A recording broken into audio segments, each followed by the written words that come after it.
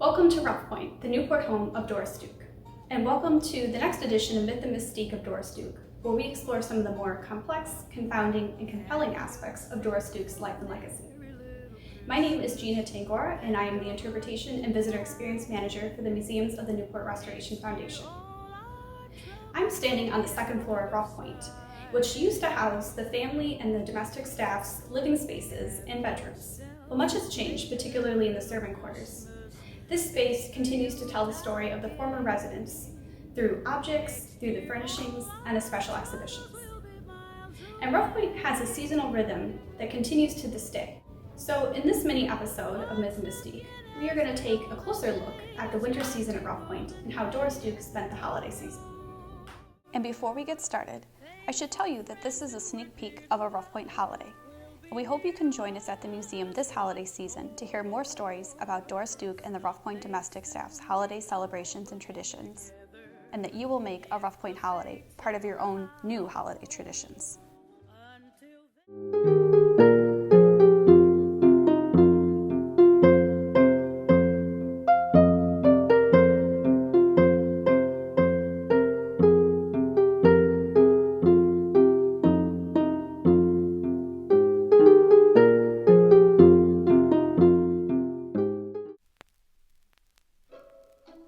Some of us are prepping for the winter ahead, and 'tis the season for some of us to sort through tangled webs of lights, dust off ornaments, and drag boxes from storage as we prepare for this holiday season. At Rough Point, however, for most of the 19th and 20th centuries, it was more common for the house to be in the process of getting covered up, rather than decorated. Like many of the other quote-unquote summer cottages built for society elite during the Gilded Age, Rough Point was not designed to be in use during the colder winter months, and the family typically was not in residence. Although Doris Duke spent a greater period of time in Newport than the span of the popular summer season, she was often gone from Newport between late November and late March throughout the mid to late 20th century. Even most domestic staff did not live on site, but rather would live in individual homes elsewhere in Newport. This was the case with Hulda Gowdy, the Duke family's beloved cook. Some caretakers did stay on site, especially the ones who were responsible for the maintenance of the property during the off-season, and we continue this tradition of maintenance, cleaning, and conservation projects today at Rough Point. You will notice that many of the furnishings are currently under protective covers.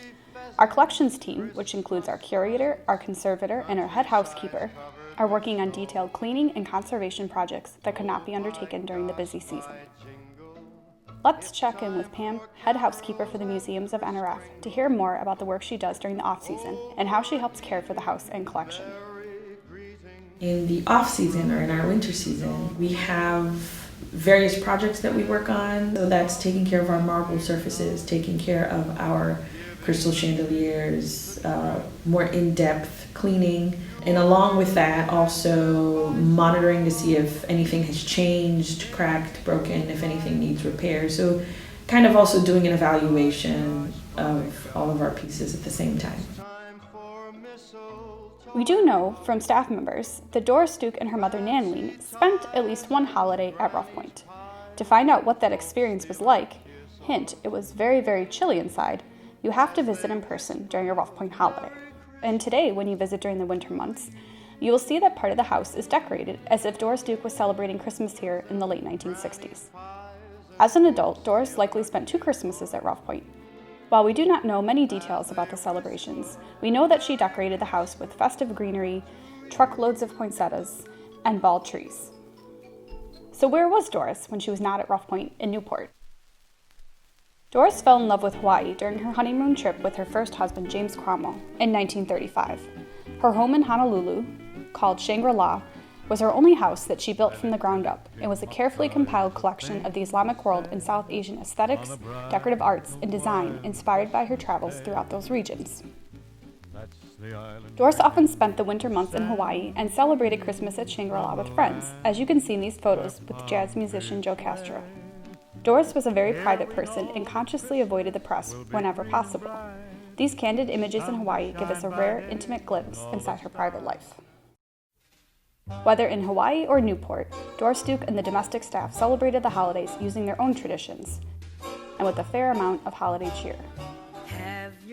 Thank you for joining us for this special holiday episode of Myth and Mystique.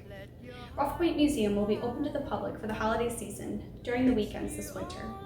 So we hope you can join us in person to learn more about how Doris Duke and the household staff celebrated the holidays, past caretaking rituals, and current practices of conservation here at Rough Point Museum.